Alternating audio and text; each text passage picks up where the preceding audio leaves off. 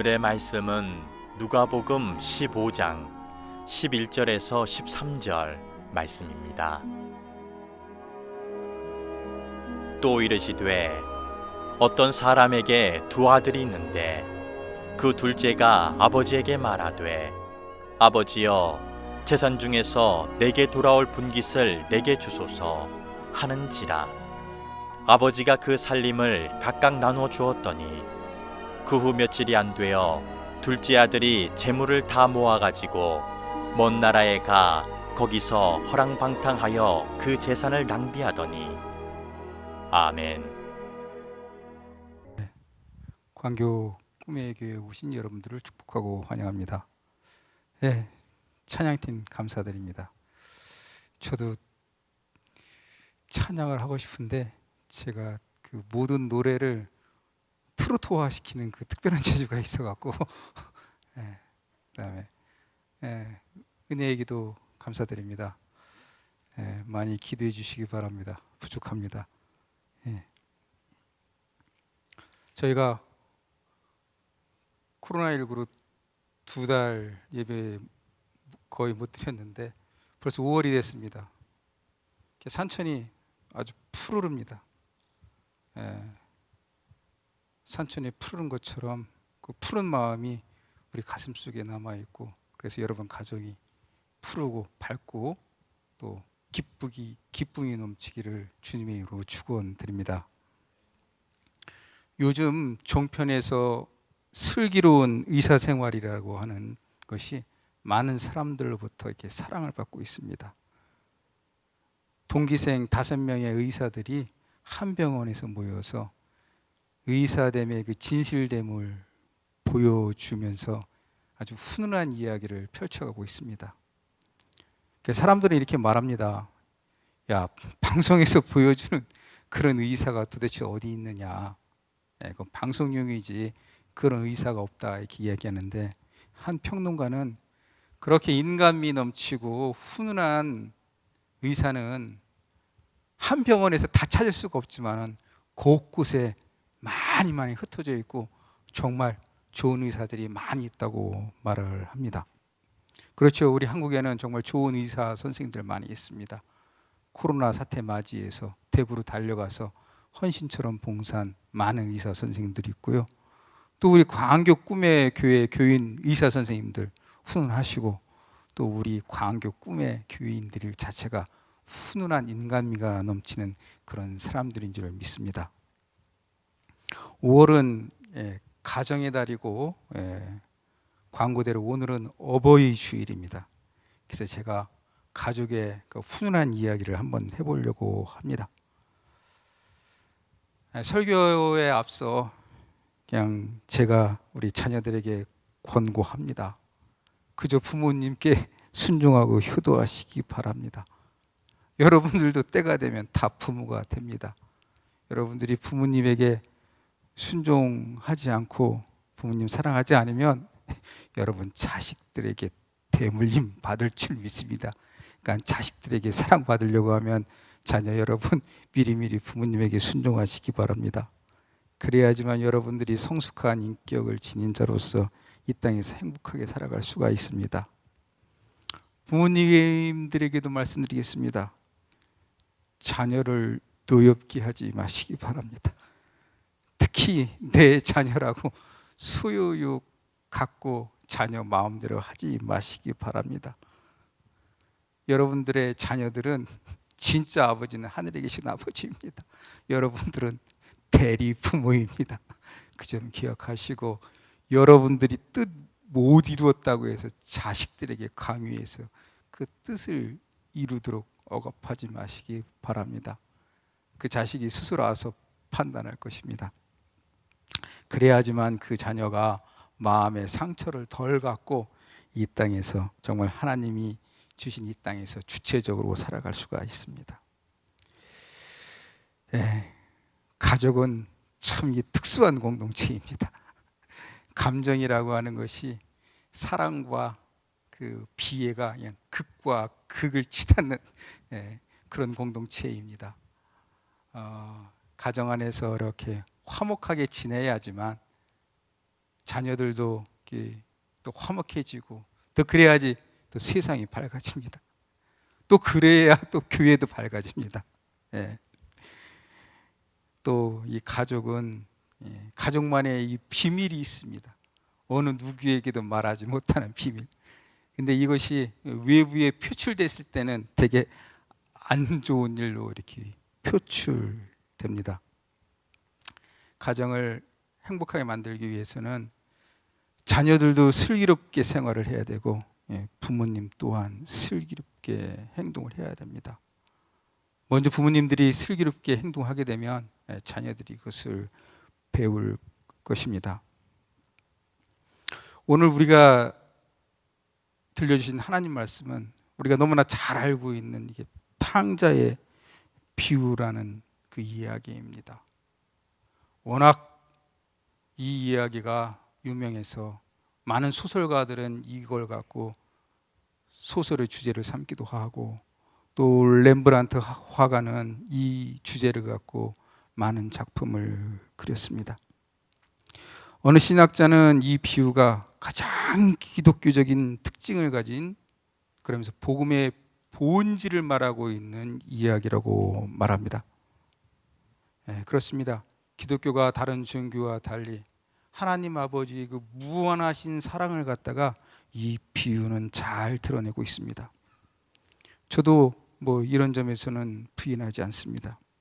그러나 이 비유를 가족이라고 하는 테두리, 아버지와 또 자녀 사이, 또 자녀들은 성장한다고 하는 그 관점 속에서 제가 이렇게 살펴보면서 저는 그래도 이 철부지 없는 그 자녀들의 행동 속에도 슬기로운 면이 있고, 더 말할 나위 없이 부모님의 행동에는 많은 지혜와 슬기로운 행동이 담겨져 있다는 것을 제가 말씀드리려고 합니다.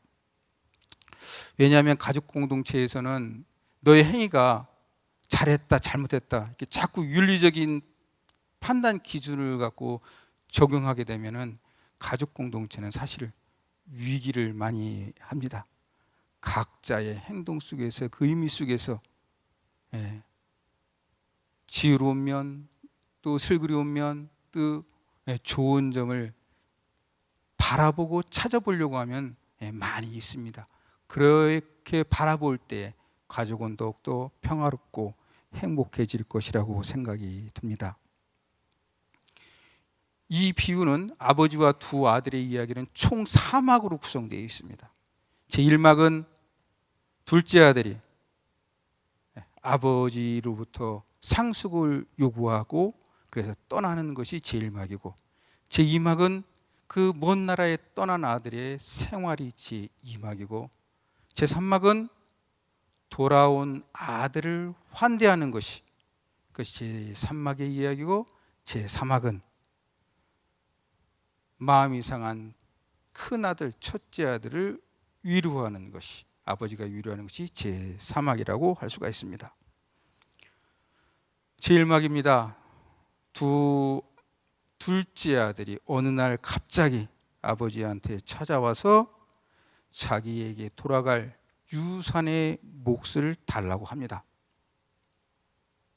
사실 여기서 자기 살림을 갖다가 아버지가 결국은 이 둘째 아들의 요구대로, 아버지는 두 아들을 불러서, 여기 성경은 살림이라고 번역되어 있습니다. 살림을 나눠줍니다. 그러니까 결국 유산의 몫을 나눠주는데, 이 살림이라고 하는 헬라어 단어가 비오스라고 하는 단어입니다. 이거는 살림을 뜻하기도 하고 생명을 뜻하기도 합니다. 같은 단어가 이렇게 두 가지 의미가 있는데, 결국은 아버지한테 와갖고 당신의 생명을 주십시오 이렇게 요구하는 것입니다. 그러니까는 아버지가 심사숙고했겠죠. 그러면서 둘째 아들의 요구를 들어줍니다. 둘째 아들은 얼마나 부모를 떠나고 싶은 마음이 간절했는지 재산을 갖다가 아주 금미합니다. 이 유산은 대개 상속받은 것이 땅이었을 텐데, 이 며칠 내로 처분했다는 것을 보니까는 거의 헐값에 매각을 해갖고 그냥 먼 나라로 떠난 것 같습니다. 아버지가 이 자녀의 이 요구를 들어준 것 오늘날 개념으로 생각하면 안 됩니다. 사실 이것은 아버지가 굉장한 사회적인 수치를 감당하면서 지금 이 상속을 하고 있는 것입니다. 고대 근동사회의 당시에서는 상속은 어떤 순간에 이루어지냐면은 아버지가 죽는 순간에 이루어집니다. 그러니까 아버지가 이렇게 살아계신 데 갖고 아들이 제 유산의 상속을 다 주세요라고 하는 것은 아버지 빨리 죽으세요라고 하는 것과 똑같습니다. 그렇게 되니까는 이 아버지는 그런 상속 행동을 하게 되니까는 주변 사람들부터 저거 배은망덕한 자식을 두은 아버지구나. 얼마나 그 사람들부터 그런 비난을 받겠습니까? 아버지가 자녀를 위해서 그 비난을 감수하면서 지금 상속을 하고 있습니다. 아버지가 왜 이런 행동을 했는가 살펴보면은 사실 아버지는 이 둘째 아들, 거의 청년, 17세에서 20세 된 그 아들이 뜻을 갖고 왔고 자기의 결정을 갖고 왔고 아버지한테 요구할 때는 이 아이와 길게 논쟁해봤자 별 이 아이가 뜻을 굽히지 않는다는 것을 잘 알고 있습니다. 여러분도 그렇죠. 부모님에게 여러분들 뜻 결정해놓고 나서 될 때까지 여러분 요구하지 않습니까? 이 아버지는 그것을 잘 알고 있는 것 같습니다. 그래서 자녀와 이 둘째 아들과 길게 논쟁해봤자 서로 부모 자식 간에 골만 깊어질지 않을까는 이 둘째 아들의 요구를 들어줍니다.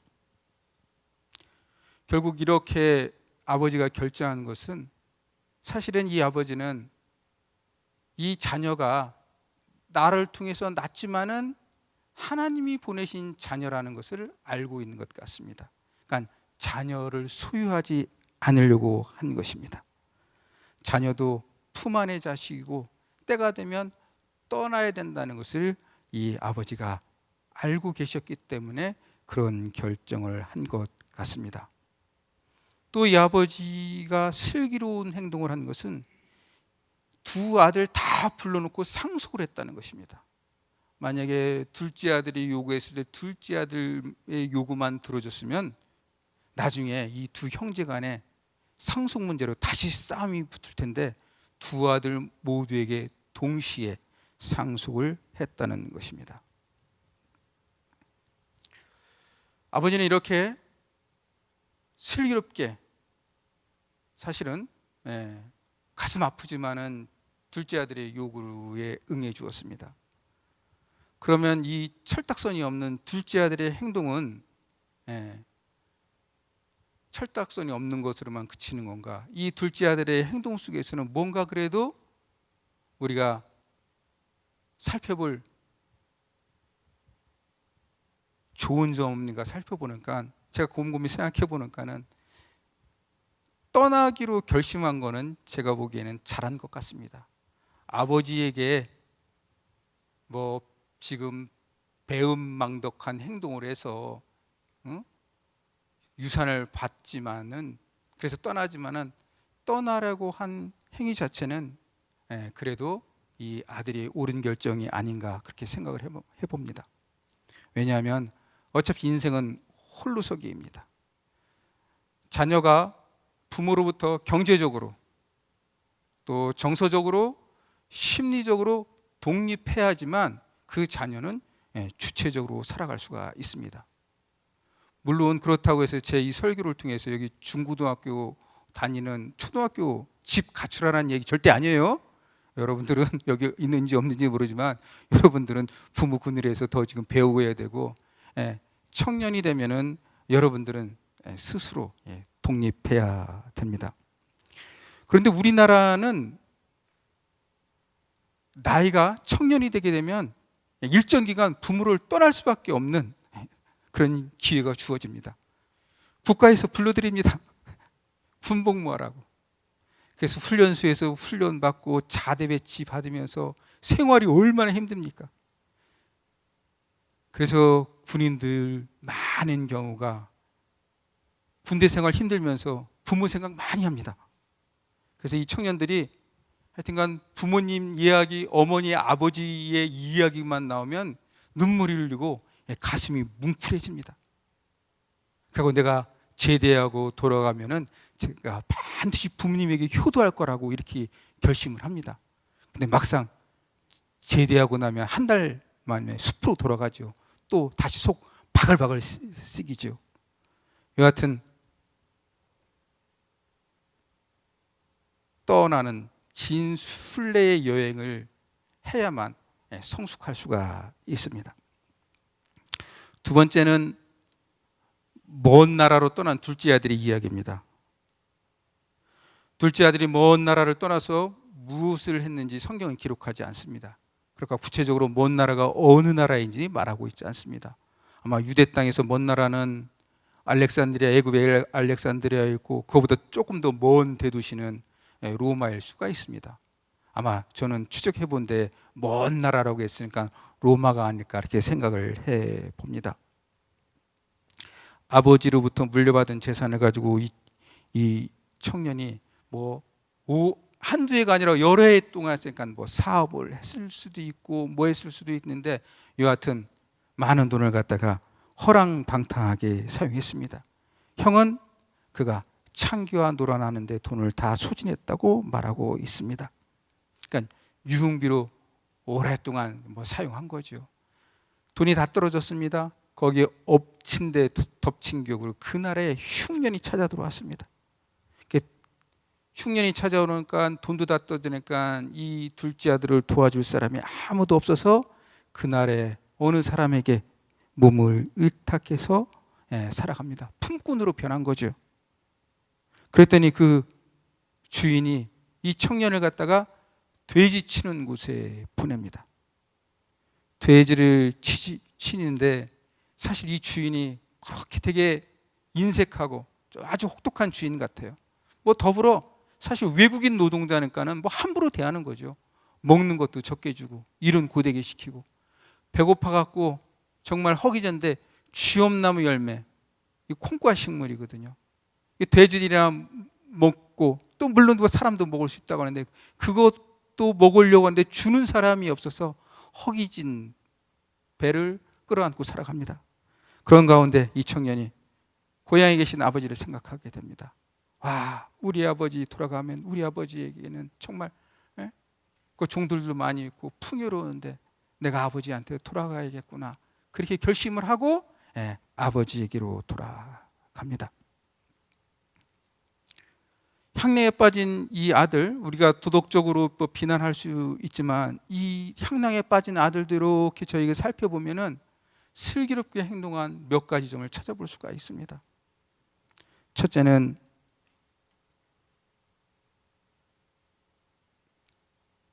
재산을 다 유흥비로 날렸지만 그래서 돈이 떨어졌지만 이 둘째 아들은 남의 것에 손을 대지 않았습니다. 비록 허랑방탕한 생활을 했지만은 도덕의 경계선은 마지막 넘어갈 때까지는 넘어가지 않은 것 같습니다. 많은 청소년들이 가출해서 무엇이 문제가 되냐면 돈이 다 떨어지면은 빨리 집으로 돌아가야 되는데 집에는 돌아가지 않고 또 있으려고 하니까는 돈이 떨어지니까 결국 남의 것에 손을 댑니다. 그래서 뉴스에 보도되는 것이 그게 비일비재합니다. 돈이 다 떨어졌지만 이 둘째 아들이 남의 것에 손을 대지 않은 것은 어려서부터 배운 하나님 말씀의 교육이 있을 수 있을 거기도 하고 또 아버지가 떠날 때 이 말 한마디는 하신 것이 아닌가 추측해 볼 수가 있습니다. 네가 어디를 가든지 하나님은 살아계셔서 너를 반드시 지켜보고 있단다. 이 둘째 아들의 의식 속에서는 인생의 가장 밑에까지 왔다 하더라도 남의 것은 손을 대지면 안 된다는 것을 알고 있는 것 같습니다. 그래서 손을 대지 않았습니다. 두 번째는 이 청년이 그럼에도 불구하고 자기 육신의 힘으로 살아보려고 노력했다는 점은 우리가 칭찬해 볼 만합니다. 자이든 타이든 결국은 품꾼으로 전락하면서 돼지 치는 일을 합니다. 유대인으로서 돼지 치는 일은 가장 모욕적인 일입니다. 유대인들은 돼지를 갖다가 부정한 음식이라 해서 먹지도 않습니다. 그래서 유대를 점령한 나라들이 유대인들을 갖다가 모독할 때는 예루살렘 성전에서 돼지를 제물로 바칩니다. 지금 돼지 치는 일을 시키고 있습니다. 민족의 모멸감, 가장 지금 수치스러운 일을 하고 있는 것입니다. 그러면서도 살아보려고 노력했다고 하는 이 청년이 그런 가운데 지혜롭지 않나 그렇게 생각해 봅니다. 그런데 어떻습니까? 돼지가 먹는 그 쥐엄나무 열매도 어느 누구도 주지 않으니까는 인생의 가장 최하점 속에서 지금 이 청년이 살아보려고 발버둥 치고 있는 것입니다. 도덕적 경계선 무너지지 않고 그래도 살아보려고 노력하는 이 둘째 아들의 이런 점에서는 슬기롭다고 말할 수가 있습니다. 결국 그 자리에서 이 둘째 아들은 진심으로 아버지 앞에 잘못했다는 것을 깨닫습니다. 이 점은 이 청년이 정말 지혜로운 점이라고 생각할 수가 있습니다. 내가 하늘과 정말 아버지께 죄를 지었구나. 그래서 내가 아버지한테 돌아가서 정말 아들이라고 이름 부름받기 부끄러웠고 품꾼으로 나를 사용해달라고 하겠구나 결단하고 이 아들이 돌아갑니다. 우리가 신앙생활 하다가 화를 자초하는 것은 사실은 우리가 하나님 앞에 우리가 회개하지 않게 하나님 앞으로 돌아가지 않아서 문제가 생기는 것입니다. 하나님께서는 우리가 많이 드리는 것보다 우리의 상한 심령을 하나님 앞에 내놓는 것을 하나님이 더 기뻐하십니다. 제3막은 둘째 아들을 환대하는 아버지의 모습입니다. 아들이 집으로 돌아가는 것을 아버지가 먼 발치에서 바라보고 달려갑니다. 사실 이렇게 어른이 빨리 달리고 뛰는 것은 당시에는 채통 없는 행위예요. 비난받는 행위. 그럼에도 불구하고 아들이 돌아오는 것을 알고 달려가서 아들의 목을 끌어안고 입을 맞추고 종들에게 좋은 옷 입히고 신발 신기고 송아지를 잡아 큰 잔치를 벌이라고 말합니다. 둘째 아들이 떠나기로 결정했을 때 사실 그때부터 아버지는 늘 하나님 앞에 기도했을 것입니다. 떠난 둘째 아들 타국 가서 잘 살게 하시고 또 건강하게 돌아오게 해달라고 늘 기도했을 것입니다. 여기 여러 해 동안이라고 했으니까는 몇 해가 된지 모르겠지만 하여튼 여러 해 많이 흘렀습니다. 부모님들도 사실 자녀와 갈등이 있을 때 이게 금방 해결되면 좋을 텐데 골이 깊어진 것들은 어떤 경우는 평생 가기도 합니다. 자식이 떠나게 되면은 부모의 마음이 얼마나 아프겠습니까? 그 다음부터 기도하는 거죠. 자식이 돌아오기를 학수고대했는데 결국 자식이 돌아옵니다. 여기서 아버지의 그 슬기로운 점은 자식이 돌아와서 아버지 앞에 죄를 지었다고 회개했을 때 아버지가 이 자식에게 내가 너를 용서하마라고 말하지 않았습니다. 그러니까 용서하지 아버지가 안 하는데 이걸 두고 어떤 사람은 아버지가 진짜 아들을 용서 안 했다고 말을 하는데 이것은 아버지의 속내를 모르는 것 같습니다. 만약에 아버지가 자식이 그렇게 아버지한테 잘못을 지금 고백하고 있는 가운데 내가 너를 용서하마라고 하게 되면은 지금 종들도 있고 다른 사람들도 있는데 이 아들의 위신이 뭐가 되겠습니까? 아버지는 그런 말 전혀 하지 않고 아들을 끌어안으면서 아들이 전혀 나간 것 아는 것처럼 예전처럼 대우해서 아들을 맞이합니다. 잘잘못을 따지지 않습니다. 많은 부모님들이 자꾸 옛 일의 자녀들의 상처를 건드려서 문제가 돼갖고 더 커져갖고 나중에 그것이 화근이 돼갖고 다시 문제를 일으킨 경우가 우리가 주변에서 종종 보게 됩니다. 사실 이것이 하나님 아버지의 마음입니다. 우리가 아버지 앞에 나가갖고 회개하게 되면 하나님께서 우리에게 내가 너를 용서하마라고 말하지 않습니다. 이미 우리의 행위 속에서 우리의 상의하는 통해하는 마음 속에 이미 하나님의 용서가 존재되어 있습니다. 그래서 회개하는 마음 속에 우리의 죄가 주홍 같을지라도 하나님께서는 희게 해주시고 또 진홍같이 붉을지라도 양털같이 희게 되리라고 말씀하십니다. 이런 점에서 아버지가 되게 슬기롭게 행동했다고 저는 생각합니다. 넷째 막은 제4막은 큰아들의 마음을 헤아리는 아버지 모습입니다. 첫째 아들이 열심히 밭에서 일하다가 돌아오는데 집에서 지금 풍악 소리가 울려나고 사람들이 흥겨운 소리가 나니까는 이게 웬일인가 해서 종을 불러서 자세히 살펴보니까는 자기 동생이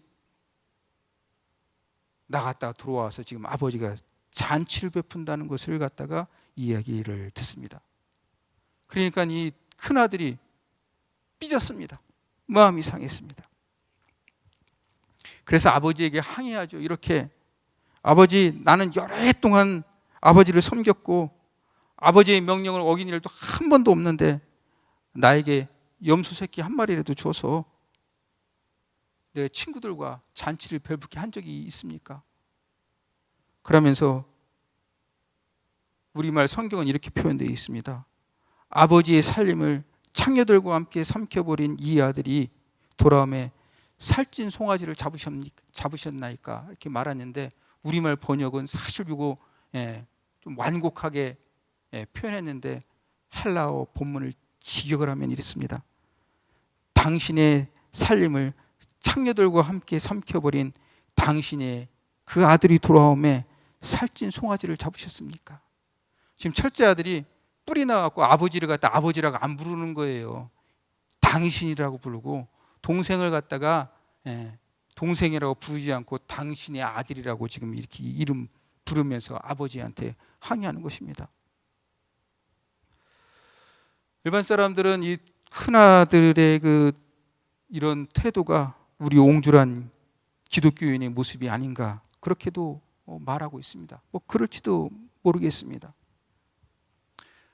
큰아들의 이런 항의에 대해서 이렇게 많이 비난을 하는 거죠. 마음이 너그럽지 못하다. 동생을 그렇게 환대하지 못하는 그 속좁은 마음이라고 하는데 제가 곰곰이 생각을 해보니까는 이 큰아들 자신의 감정을 거칠지만은 자신의 감정을 표현한 것은 저는 솔직한 표현은 잘했다고 봅니다. 우리는 자신의 감정을 갖다가 드러내는 것을 좋지 않다고 그렇게 그걸 사회적 미덕으로 이렇게 많이 생각하고 있습니다. 감정을 표현해봤자 득이 없다는 거죠. 그래서 감정을 잘 드러내지 않습니다. 그래서 대개 그런 것들을 왜곡된 형태로 표현하게 되죠.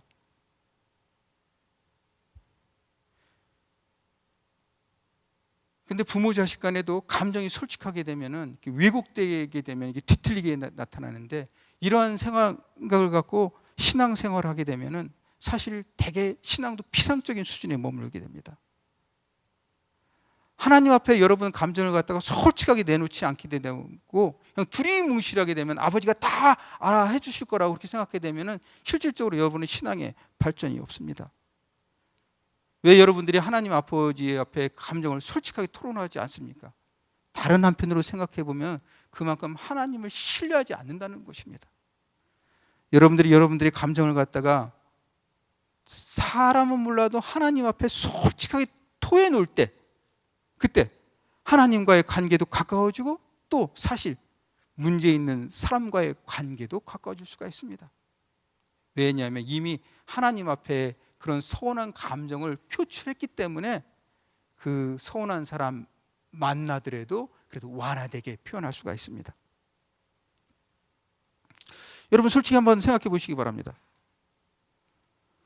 허랑방탕하게 살아온 사람이 귀하게 대접받고 성실하게 열심히 일하는 사람이 푸대접받는 사회, 그게 온당한 사회입니까? 여러분들은 정의롭지 못하다고 생각할 것 아닙니까? 정의롭지 못하죠. 그렇기 때문에 우리가 하나님 앞에, 하나님 왜 이 세상이 이렇게 정의롭지 못합니까? 권무술수를 쓰고 약삭빠른 자들이 더 많은 부를 획득하고 성실하게 열심히 일하라고 하는 사람들이 힘들고 고난받는 이 사회가 아버지 정의롭습니까? 이렇게 여러분 항변하지 않으세요? 저는 이 큰아들의 이 솔직한 심정 표현이 저는 사실은 슬기롭다고 생각이 듭니다.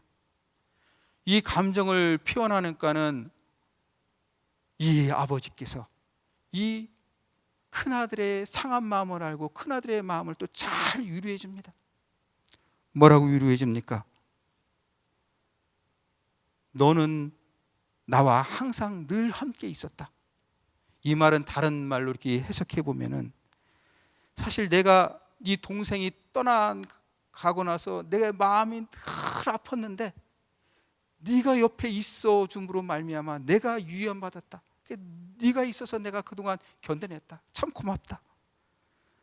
그러면서 이 아버지는 또 둘째 아들, 큰 아들에게 말합니다. 내 소유가 다 네 것이 아닌가. 이 집안의 장남은 너고 너로 인해서 이 집안의 채통이 서간다. 장남의 권위를 세워주는 것입니다. 아버지가 되게 슬기롭고 지혜롭지 않습니까? 상한 큰아들의 마음도 잘 위로해 줍니다. 성경은 여기서 이야기가 끝납니다. 그러나 제가 조금 더 이렇게 생각을 해보니까는 이 큰아들, 아버지의 위로에 마음이 녹아져서 아버지의 말씀에, 아버지의 권위에 순종하고 아버지 손잡고 집으로 돌아가서 잔치하는 가운데 동생 돌아간 걸 환영하고 기쁨의 잔치를 참여하는 것이 덧붙여지지 않을까 제가 생각해 봅니다. 이 세상의 모든 자녀는 부모를 통해 이 땅에 태어났습니다. 그렇기 때문에 부모님에게 효도하는 것은 당연한 것입니다. 성경은 부모에게 공경하라고 우리에게 명령으로 말하고 있습니다. 왜냐하면 부모님의 최정점이 누구냐면 하나님이에요. 그러니까 여러분들이 부모님에게 순종하지 않는다는 것은 최정점에 계신 하나님께 순종하지 않는다는 거와 이게 동일합니다. 특별히 이 어버이날 이 주간 맞이해서 이 부모 자식 간의 특히 자녀들 마음이 부모로부터 이렇게 상처받았다고 생각하는 분들 마음의 벽 헐으시고 빨리 고향으로 돌아가시기 바랍니다. 집으로 돌아가시기 바랍니다. 아버지에 있는 집으로 돌아가시기 바랍니다. 부모님에게와 화해하시기 바랍니다. 제가 곰곰이 생각해 봤어요. 뭘 생각해 보냐면 부모님이 나에게 상처를 줘서 내 가슴에 대못이 박혔다고 하는 저도 박힌 적도 있었고 그렇게 박힌 사람들 이야기를 많이 들었습니다. 제가 곰곰이 생각해 봤습니다. 왜 부모님 통해서 대못이 박히고 저 대못을 못 빼낼까 생각해 보니까 결론은 간단하더라고요. 부모님을 사랑하지 않아서 그렇습니다. 한두 마디의 부모님의 말씀에 대못이 박혔으면 저는 얼마나 부모님에게 큰 대못을 박았을 거예요. 그런데 부모님은 그것을 자식으로부터 받은 상처로 생각하지 않습니다. 왜냐하면 그 자식을 사랑하기 때문에 그렇습니다. 사랑하니까 잊어주고 용서하는 것입니다. 그런데 자식들은 부모님으로부터 그것을 갖다가 사랑하지 않으니까 상처로 남는 것입니다. 그런데 한번 곰곰이 생각해 보시기 바랍니다. 부모님으로 받은 그 상처로 인해서 여러분이 성숙되고 성장해 나갔습니다. 그러니 이 어버이 주를 맞이해서 여러분 빨리 고향으로 돌아가서 여러분들의 부모님과의 그 벽을 갖다가 허무시기 바랍니다.